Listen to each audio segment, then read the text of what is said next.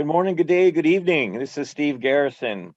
My colleague and I, Snehal Contractor, will take you through a journey today on how Open XDR can protect your remote workers and SaaS applications. This is all about detecting breaches early and helping you respond fast. My colleague in crime, Snehal Contractor, who's a visionary and a world leader in cybersecurity technology and system engineering and customer training. Snehal, I think it's a great time for you to take control of the bridge and take us on a journey about why XDR and Open XDR are on topic and on point for this rise in ransomware around the globe. And obviously, I think we want to see how we can help with a demo. And we definitely encourage the audience here today to ask us questions as we go. Snehal? Great, thank you, Steve, for that. Welcome, everyone. Again, as Steve mentioned, we want to talk about remote workers, specifically SaaS applications, the environment we are today with the pandemic still going on, people still working remotely. How do you provide visibility is the number one thing to these users, the applications they're using, what they're doing. And second is, how do you respond quickly? There are many tools in the industry that already do some of these bits and pieces of it, and they may do a great job at it as an individual tool. So let's define XDR a little bit. XDR is about integrating many different data sources or many different tools with the relative data sources into a single platform. Okay, so here we can take a look at, we've got different data sources where it could be data that's from your VPN device. You've got data from your SaaS applications like people using Office 365 Google Suite. Data off of a network. So once a VPN terminates and comes onto your network, now you've got visibility from your network perspective. So I talked about each one of these data sources, but each one of those data sources has their own individual tool. For example, using user behavior analytics, because a user is important. No matter how they're accessing your network, you can track someone by a username, whether they're on-prem, sitting at their desk in an office, or they're at home. You have visibility to the user, and your UBA will give you visibility to that, your user behavior analytics, your network traffic analytics. This is a device that sits off a network that gives you visibility. So when you're dropped off of your VPN onto the network, you want visibility. Another tool gives you visibility, right? Your endpoint protections. You may have an EDR platform that's already in place. That gives you visibility. The problem, as you see that I'm painting here, is all of that data source is important, but all of that data source is in its relative device. So an XDR platform wants to bring all of that data in. On top of it, you also want a platform that'll allow you to identify critical security events in that data source, right? And then, of course, you want to take a response from it. So if I do find a critical security event, what do I do? What action can I take? You've heard the concept of XDR, which is, again, bringing in, integrating various different sources. Many companies are doing XDR in their own data sources, right? Where you want to use all of the products from a single vendor and call it XDR. We're going to talk about Open XDR. Open XDR is about bringing data sources from any tool that you have in your network, any data that you have in your network, including all syslog, SaaS applications, your existing, again, your EDR, you've got network data that's coming in. So you want to bring in all sources into a platform, again, from anybody, okay? So more recently, Gartner has validated Open XDR, right? They've written a report here that defines what Open XDR should be. It should be the ability to bring in data from all data sources, no matter what tool set it is. It could be many different vendors bringing in their data sources into a single. Gartner has actually named us as a leader in the Open XDR platform. Let me show you what that really means when we walk into your environment. We interoperate with your existing tools. If you don't see our logo here, don't worry. This is just a sample of logos that we have integrations with in the various different verticals. We bring in your data from your firewalls. So all syslog messages, any syslog message in your environment, we want to bring it into the platform. Syslogs are pretty rich, right? And historically, you had a SIM tool that brought in all syslog messages and consolidated them into a single platform. We also want to bring in your EDR tools sources. So especially from a remote workers perspective, many remote workers already have an EDR solution that's on their laptop, right? So why not bring that data source in? Want to bring in scanner data. So we want visibility to vulnerabilities that are in your environment. Cloud is very, very important. Many people are moving to SaaS applications. We use Office 365, Google Suite. I want to bring that data into the platform, right? Got integrations possibly into, you may already have a WAF that's implemented, looking at application visibility in your environment. We want to bring that data in, as well as we can even take the security events that we find, we can even integrate into maybe your existing tools such as the Splunk. Or we can even, with our next generation SIM tool that's built in, we can even sunset your existing SIM tool because we bring in all of the data that a SIM tool can bring in. Let's talk a little bit about the problem here, right? The problem today is, what are we trying to solve? We're trying to detect breaches early on and taking an action on it. So detecting breaches early, time is critical when you're looking for security threats, right? If we take a look at historically over the last 10 years, these major security breaches have happened. One thing was common is one tool did detect that breach. That one tool alone wasn't enough to identify that it was a major breach that happened in your environment. Also, when you're getting millions and millions of logs that are coming in, it's hard to go through all of those logs and try to actually identify or find that needle in the haystack. And as I mentioned, each one of these different tools that you have in your environment has different types of data. Like you do have a SIM tool, possibly in your network, that's bringing in all logs. You may even have a network traffic analyzer that's looking at network traffic and your users with UEBA. Each one of those tools will bring in its own respective data, which also leaves you with blind spots. What about data in your environment that you don't have visibility to? You may also have different independent tools looking at each one of these data. It's very common that you have the team that's looking at your logs might be different than the team that's actually looking at your network traffic, because that may relate to security, right? So these independent teams, the millions of events that come in from various different events, all those maybe get stored into some sort of a SIM. You got to send those logs overseas to maybe figure out what was critical. That takes a lot of time. So again, time was your enemy there. When you're bringing all of your data into a single platform, all of your syslog data, all of your network traffic, visibility into network traffic, all of your user data, all of your SaaS application data into a single platform, you've got pervasive visibility. And when you do find security threats now, you can start correlating them. That yes, I detected a malware in this file, but what did it do? Right? I've got another detection in our platform because the data is there. Yeah, it did. I did detect there was a malware in a file, and then eventually it did exfiltrate this one server. Maybe it exploited a vulnerability, and eventually it made an outbound connection, right? So all of the visibility from my syslogs, from my user information, my malware detection, as well as the firewall logs told me that I had an outbound command and control session. I was able to correlate that and view it and quickly take an action on it. There's 4 key components in an XDR platform. One is collection. We want to collect data from everywhere. And I've talked about collection is a core function of XDR.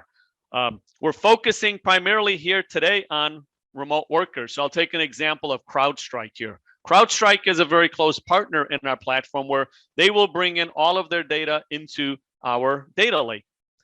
right? We've also got integrations with F5, where we can go to F5's WAF or F5's firewall and create a block rule. And we can do that with most of your major firewall vendors today, okay? SaaS applications we talk about, right, today. So you want to make sure you've got collecting data from all of your SaaS application, Azure, Active Directory, again, Office 365 and all of that. Once you collect all of the data, you want to normalize it. All of that data should look identical. That's a key function. Why do we do that, right? Why do we bring network data that looks different? All those different log sources, the syslog sources, they look different. SaaS applications look different. We want to normalize it and convert it into metadata. When you make all of the data look identical, you can have a common set of security tools that can look for security threats in that data, right? For example, I've got network traffic. I want to look for anomalies in it, right? I want to do baseline for all my users and networks to see if they're behaving anomalous on a particular day, or they're using an anomalous application or an anomalous amount of data. And we've got hundreds of other security detections that we apply across all of the data sources. We also want to give the ability to manually do some threat hunting, which is what a traditional SIEM tool does. So we can go in there, you can create security detections based on your specific environment. You may have a critical server that you want to keep an eye on. If I see any anomalous activity or a security event associated with that server, give that a much more higher priority and flash that onto my dashboard, right? Investigation also allows you to do correlation. If my platform identifies that I have a vulnerability on a particular server, I want to see if anyone in that network exploited that vulnerability, for example. That's a correlated event, a very basic correlated event, but correlation can be not only 2 events, but it can be 4, 5, 6 different events that I can correlate together. The last piece in a platform is I want the ability now to take a response action, right? So through my detections, through my investigation, if I do find a critical security event, I want to be able to go to my firewall and maybe block that traffic. If the user has been compromised, I want to go to Active Directory and disable that user. All of this I was able to do from a single platform. Collect data from everywhere, run my 5, 6, 7 different security tools, my malware tool, my UBA, my network traffic analysis, my exploit detection, all of these different tools and hundreds of different detections in a single platform, also looking for anomalies, doing my own threat hunting, and taking a response when I do find a critical security event. This all had to do also with time. I was able to do all of these 4 key functions within minutes versus it could have taken me hours or weeks to identify a critical security event. Steve, any questions? Not yet, Snehal. We're going to still warm this audience up, but I do want to point out that when we follow up with everybody, we'll send you the Gartner report so you can get a sense of how they're positioning Open XDR. And just to remind everybody, is on mute, so please use your chat tool and I'll answer questions with Snehal as quick as we can. Thank you. Oh, great. So let me tie all of this together, Steve, by doing a demo, right? That plays, I'm sure a lot of people just want to simply go see demo instead of a PowerPoint presentation, but it was good to at least preface this. So this is your single user interface that gives you visibility to all data in your environment. If I take a look at, when we talk about the different data, I'll take a look at here.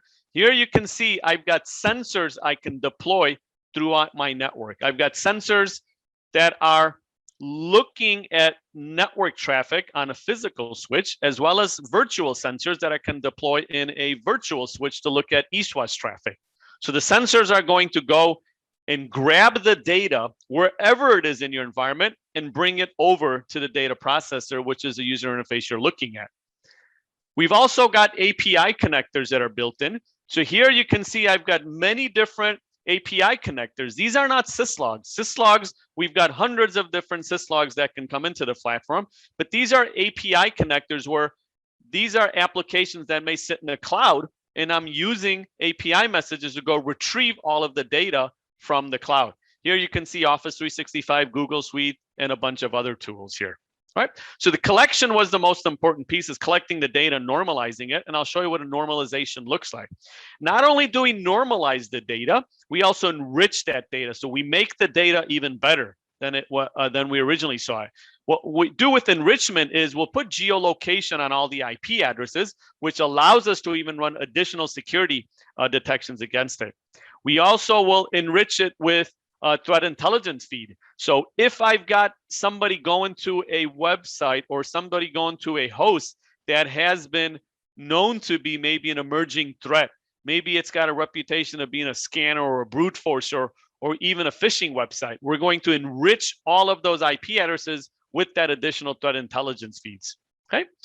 Now that we've got the data all normalized, we've got various different detections we look for. So we've got sandbox that's built in. So when we do see a file, we're going to go ahead and send it into a sandbox environment and see if it's got ransomware, Trojan, spyware, or something on it. We also look for exploits with our IDS engine that's built in. We've got hundreds of thousands of signatures that are looking for exploit attempts in the network. Okay? And this is across your entire network, not only at the perimeter where many of the standalone IDS platforms sit. We are looking for exploits anywhere we have visibility with that sensor. We've also got user behavior analytics here. This is machine learning that's being applied to users. Some things you can see here is impossible travel anomaly, right? I logged in from Chicago, 5 minutes later, I logged in from Russia. That's impossible. My username was compromised and it was being used by someone in Russia. We have a detection, for example. Here's a detection login time anomaly. We will baseline every single user on what time they log in the morning, what time they log out. If they log in at 2 a.m., there's going to be a security event for it. This is an interesting one, user data volume. We do machine learning also on users as well as assets. So if I've got a user or an asset that's generally using 500 to 600 megs a day, all of a sudden today they're exfiltrating 2 terabytes of data. Well, clearly that's an anomaly, right? Maybe that host has been compromised and is being used to exfiltrate data. So these are detections based on users. Also got phishing attempts, so looking for static phishing detections as well as behavioral based. Very, very powerful is our network traffic analysis. This is having visibility of all of your network traffic and then finding anomalies in network traffic. So we will baseline, again, all of the network traffic. And then when we do find a peak or a valley in there, an anomaly, we'll go ahead and alert you. We've got many other different detections here. We'll talk about, we're moving towards the MITRE ATT&CK framework here. So keep a lookout for that. We've also got detections and we'll map them according to the kill chain. Here you can see reconnaissance. We've got many different detections, someone trying to get into the network, delivery, exploitation, all the way to actions and exfiltration state. I'm going to talk about that a little bit on the dashboard here.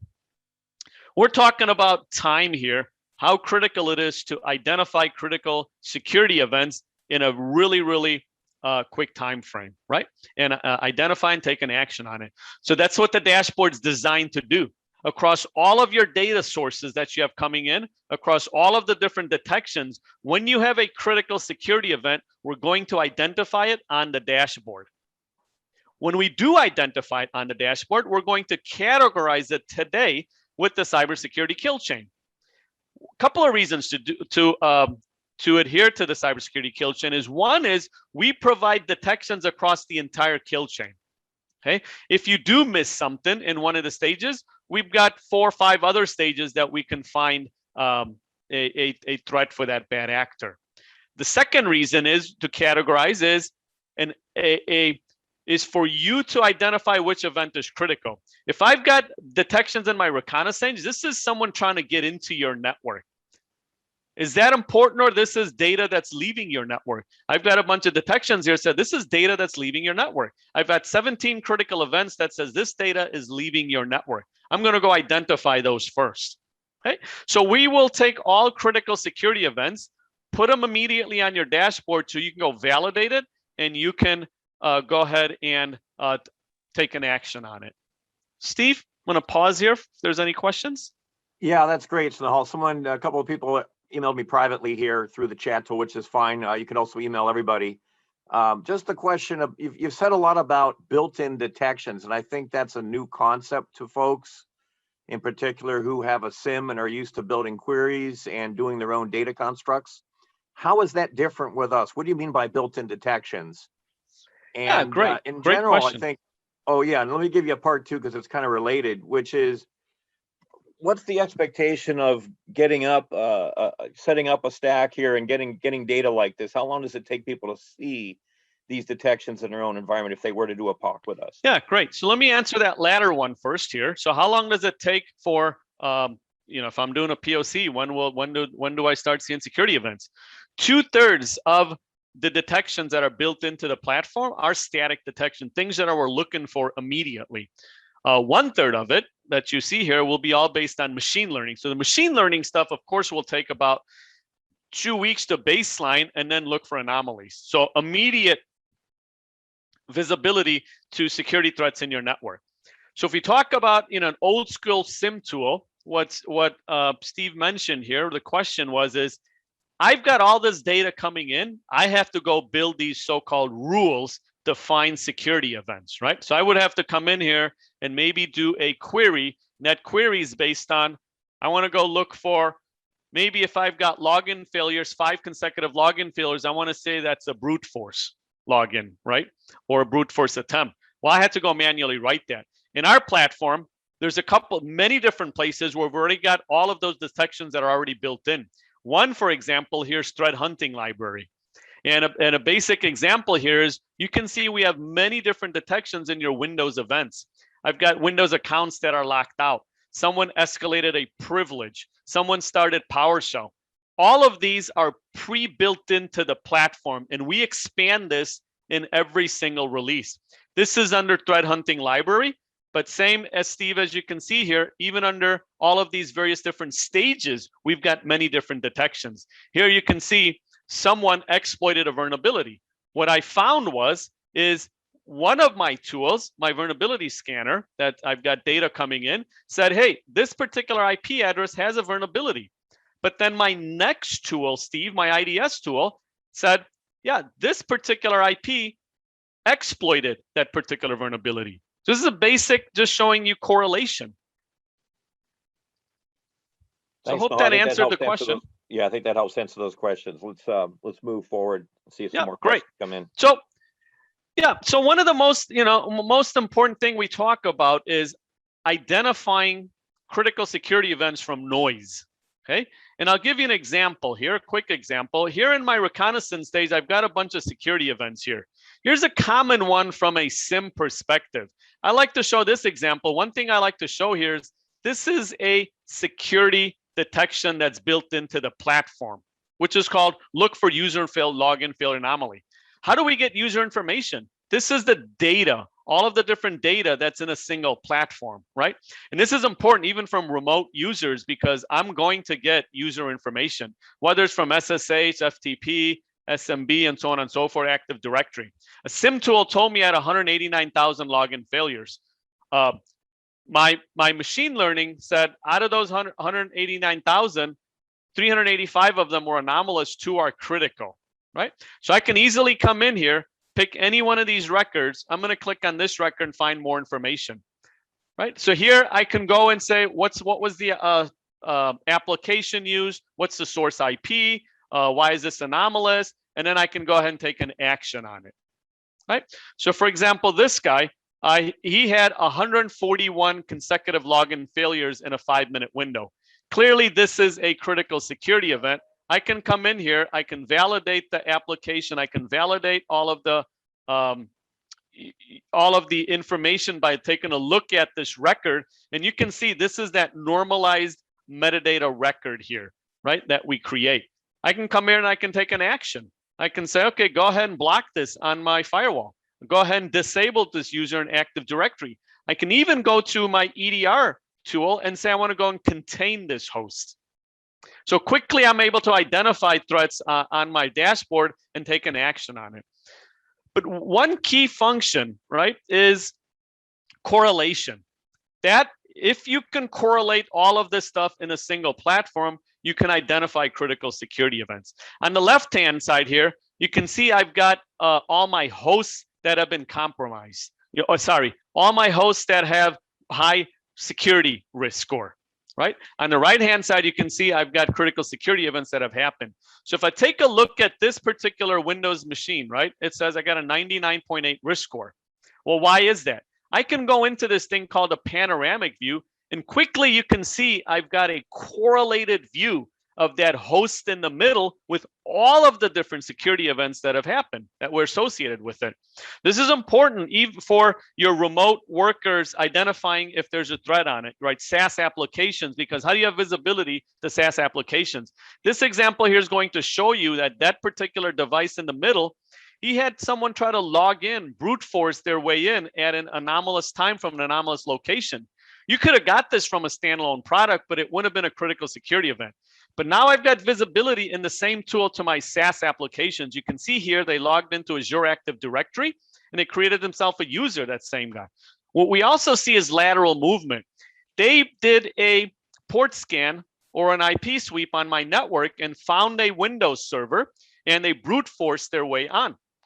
My network traffic analysis told me this source has never accessed this host. This is the very first time that's happened, and I'm identifying with my NTA tool that's already built in.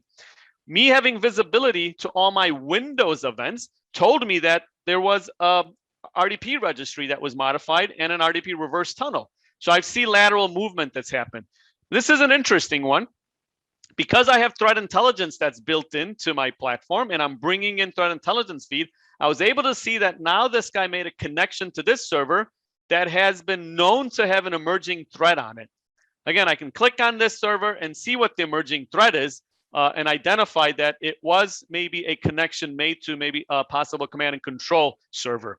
So here you can see, Steve, is I've got full visibility to all of my data and all of my different security threats or these different security tools that I have built in, and give you this correlated view, which we're connecting the dots across all of your different security events and quickly identify that compromised host in the middle, right? This could have been a remote user. So my EDR would have gave me said, yep, this remote user logged in. Once they logged in, they did so this and that and this, right? And you can quickly identify that that's a compromised user that came in, access maybe even some SaaS application, and then we were able to identify it here and quickly take an action by blocking it in the firewall or even containing that host. I'm going to pause here, Steve. If there's any questions? Yeah, I just want to ask you a softball question. I think that whole bit you just showed about the automated correlations, isn't that really the net of what we do and remove the manual aspects of pulling that data together, normalizing that data manually, and hoping that the data lake has the information in it. We turn that completely upside down. Did I get that right? Absolutely, Stephen. That's what Open XDR is about. And that's what all of the reports by the analysts is. It's not about just bringing in data into a single tool. Many tools do that today. Their typical SIM tool does that today. It's what you do with the data, what security tools you use to identify threats within that data, and it's the action you can take immediately from that platform. That's what an Open XDR platform compromises of. Fantastic. We're technically out of time, Snehal, and we'll just wait for see if another question comes in. But while we wait, I just want to emphasize one more aspect of what we think we're doing well. We recently were at the F5 Agility Conference as an example, and you've already highlighted that, but what's our philosophy with working with other vendors at a high level? Just how do we help capture that for the audience who might go, gee, you didn't mention Cisco or Fortinet or another vendor that I want to make sure that you work with. What's our philosophy? Yeah, our philosophy is to interoperate, work with all of your major vendors and all of your existing tools that you have today. The problem we're solving, again, is bringing the data in from all of your existing tools, not just simply come in and rip and replace everything, but to integrate with all of your existing tools like your major firewalls from Palo Alto, Barracuda, SonicWall. You've got F5. You've got your EDR tools, all of these tools that you have today. the challenge people see is there's a lot of different data from a lot of different tools. Why not bring all of that data into a single platform? Well said, Snehal. I don't see any other questions, and we are out of time, and everybody stayed on so patiently. We really appreciate that. Forgot to mention, Snehal, we got quite a global audience here today. Some people stayed up really late. Some people got up really early. We really appreciate that, folks. Thanks so much. Snehal, final words? Thank you very much.